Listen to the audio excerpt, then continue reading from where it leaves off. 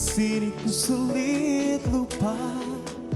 Bagaimana caranya aku ingin mengulang kembali waktu bersama cintamu yang semu. Aku berharap engkau rindu, lalu mengulang masa lalu.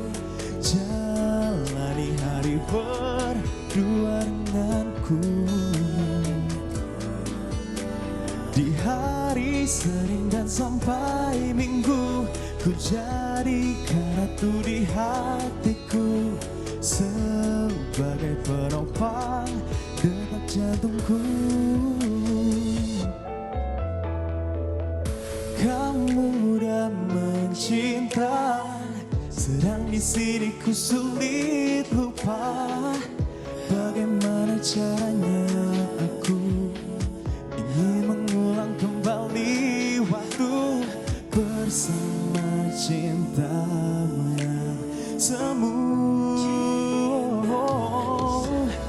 Aku berharap engkau rindu, lalu mengulang masa lalu.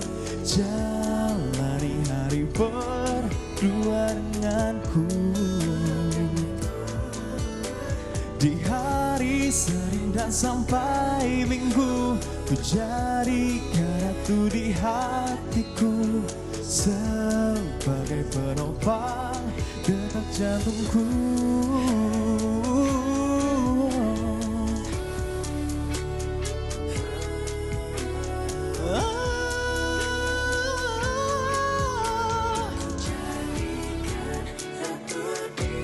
Oh, ku jadikan ratu di hatiku. Ku harap engkau rindu, jalani hari berdua denganku. Di hari Senin dan sampai Minggu, ku jadikan ratu di hatiku, sebagai penopang detak jantungku.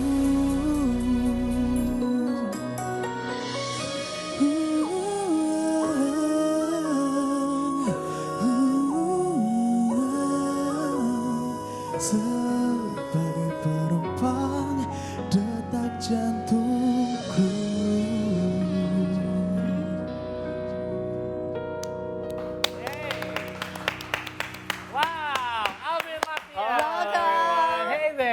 Welcome, Alvin. What a great performance. Have a seat. Thank you so much. Thank you for having me. And welcome, Alvin. And of course, welcome to all of our viewers back here on the C Morning Show. That was Alvin's debut single, Masa Laluku, which translate roughly to...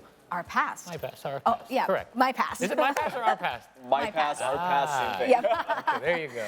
And now we'll be talking more about, is it my past or your past? With this song with Alvin himself. Alvin, thank you for being here. Thank you so much for having me. I'm so excited to be here. Glad to have you. Yes, and we just heard your song, and then it made us reflect on the past or whatever the past song is about. Can you please tell us what is this song tells the story of? Right. So this song, it's actually pretty much about someone who couldn't get over their past relationships, and by means not only like the person, but also like the whole thing, like the whole relationships, like the moments, the memories they're spent together, and kind of hoping actually to like they could getting back together, but. Yeah, that song is pretty much about it. Okay, very relatable because I always see people writing on their captions, "Belum bisa move on," like unable to move or on. gagal move on. That's it, gagal move on. Unable to move on. There you go. It's very relatable to us Indonesians.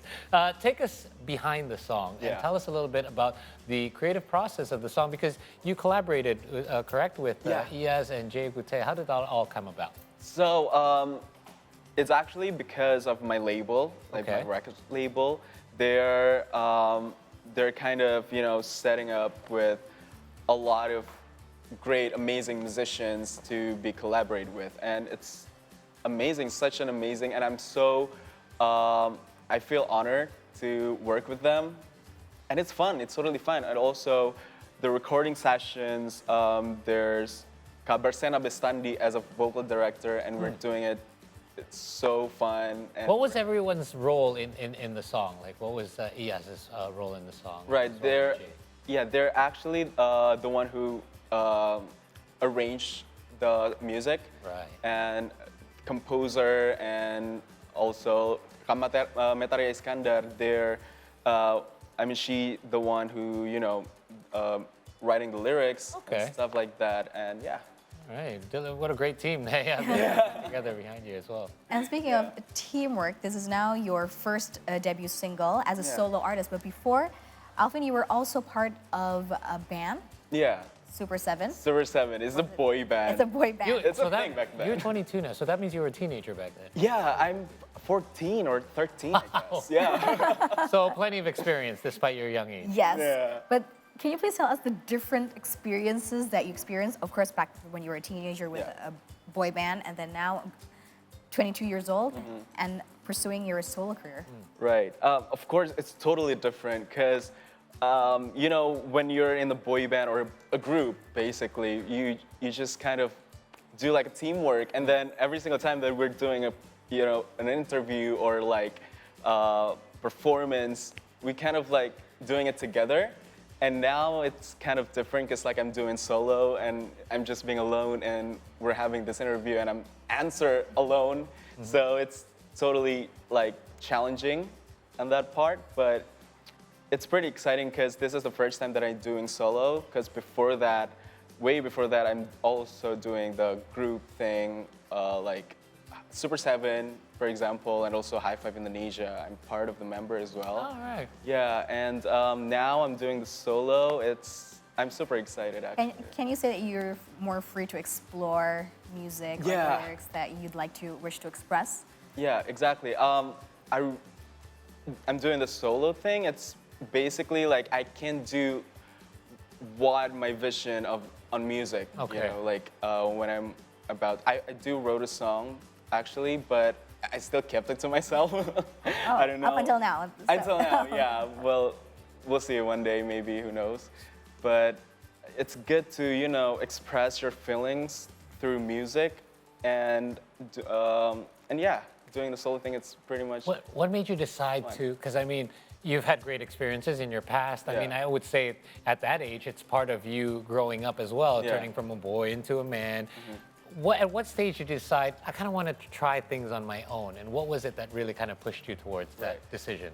I actually really want to explore like a lot of things, and I've always considered myself as a new guy to like what I was doing. Okay. So it makes me learn a lot more and can explore like a lot more. So yeah, I really want to explore the music thing, and also not only music but also like my acting career, because I started my career to that. So yeah. I guess it's, when you're part of a group, there's always like this nagging kind of question in the back of your mind, like, what if I did this by myself? Like, would Yeah. I be able to? Can I hold my own as well? And now you have answered some of your own questions, right? Yeah, and it's actually I'm pretty nervous to doing the solo in the music, because it's just a lot, actually. But I guess I'm ready. You're handling it very well. Yeah. Don't worry. And you're facing the challenges very well as well. But you were speaking about how you'd like to explore all these music that you were not able to when you're part of a band, and now you can express whatever creative visions that you have and probably relate. Can you please tell us, how has this Masa Laluku related to your audiences? Especially Right. because, of course, you have fans from probably your days as a boy band member, Yeah. or those who watched you act. Have they contacted you or reached out to you in any ways? Oh, my boy band member? No. Your audiences, the Oh, my listeners, audience.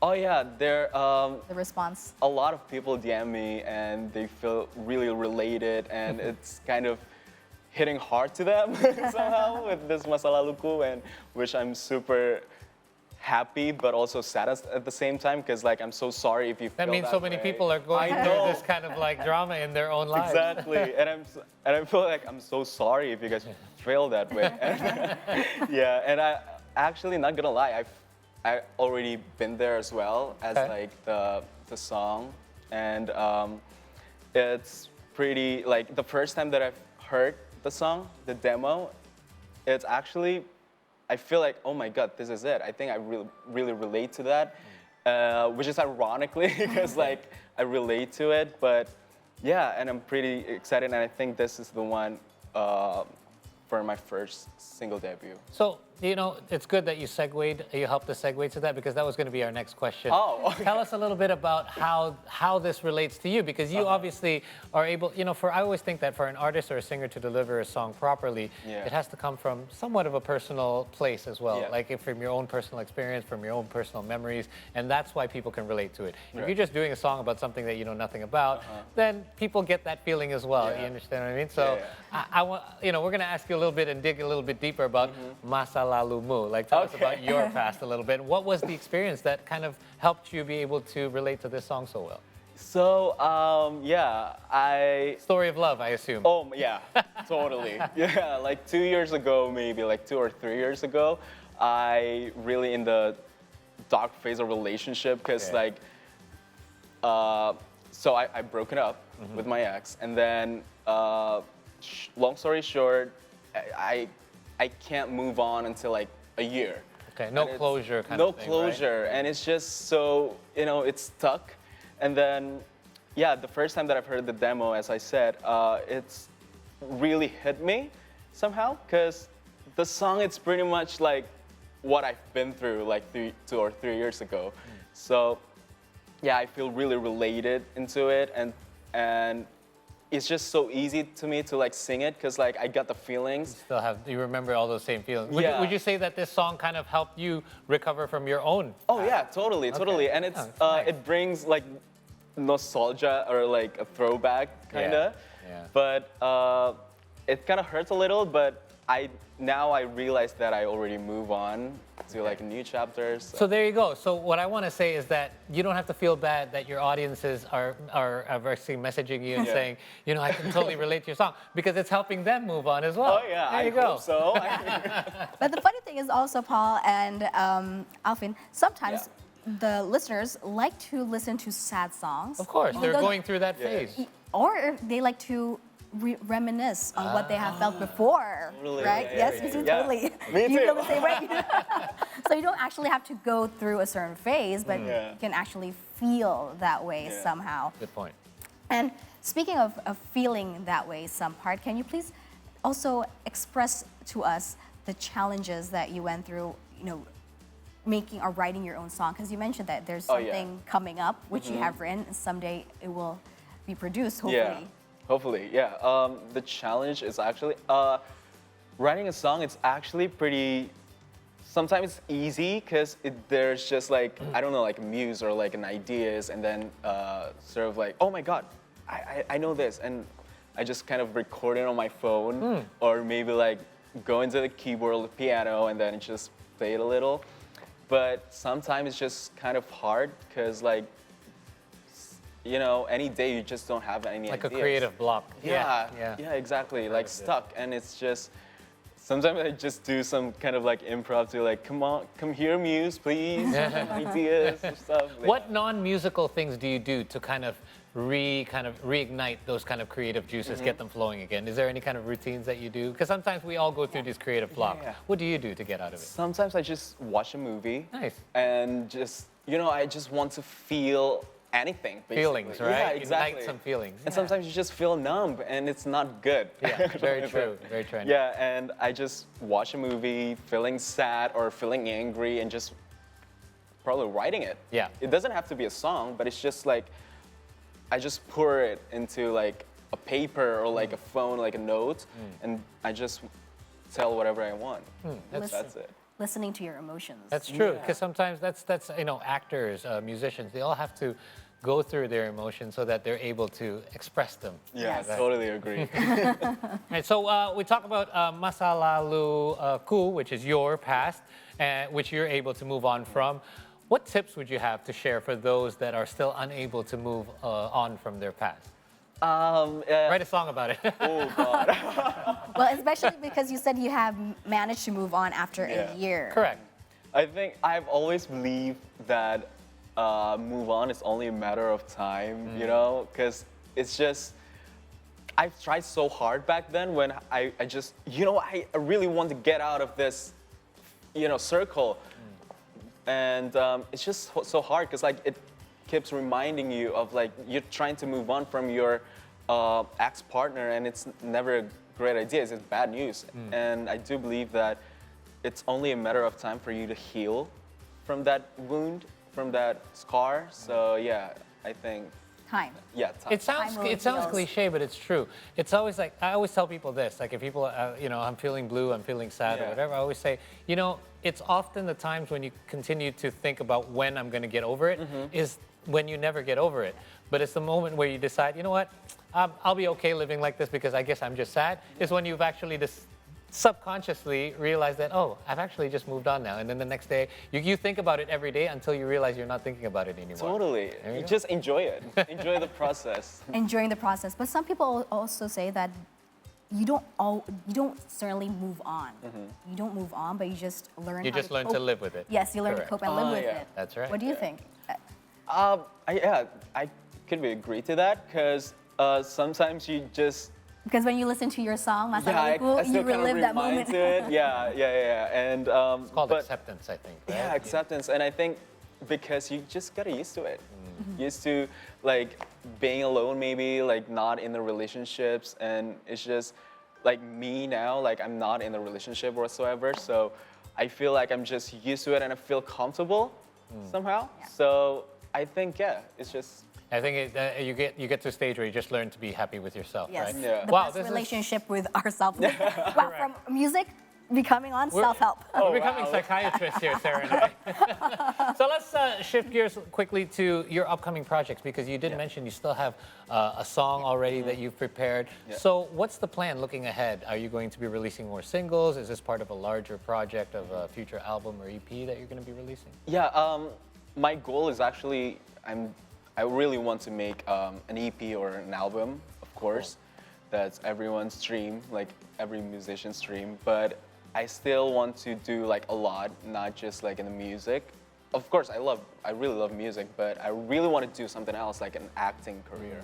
So we pursue that together, side by side, music and acting. So I think that would could. Very cool. Got an acting bug, I see, Alvin, right? Yeah. He's got that urge. That's good, because well, it's a good time to be an actor, because great movies out here in Indonesia. Absolutely, probably. Oh, yeah. Are probably musicals coming up. Oh, Okay.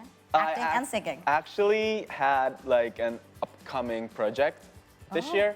It's a musical theater. Oh, wow. I played a role there. So yeah, it's pretty Perfect for it. There you go. And for the audiences who would like to find out more and probably keep track on these upcoming projects of yours, Yeah. so we can see it on your social media and probably any music videos. Yeah, there's some music videos on my music record YouTube channel. Okay. It's already available, and you can all listen to Masa Laluku and all digital streaming platform, and just check out my socials. Awesome. There you go. Alvin, thank you so much. You're Thank you so obviously much. incredibly talented, so we wish you nothing but the best for the near and prolonged future as well. Thank you so much. Thank Thank you. you for having Alvin. me. Thank you for Thank being you. here. All right, that wraps up our short little discussion here with Alvin Lapian. Make sure you check him out online. In the meantime, though, we will take another short break here. But when we return, we have more stories to share from Indonesia. Stay tuned with us.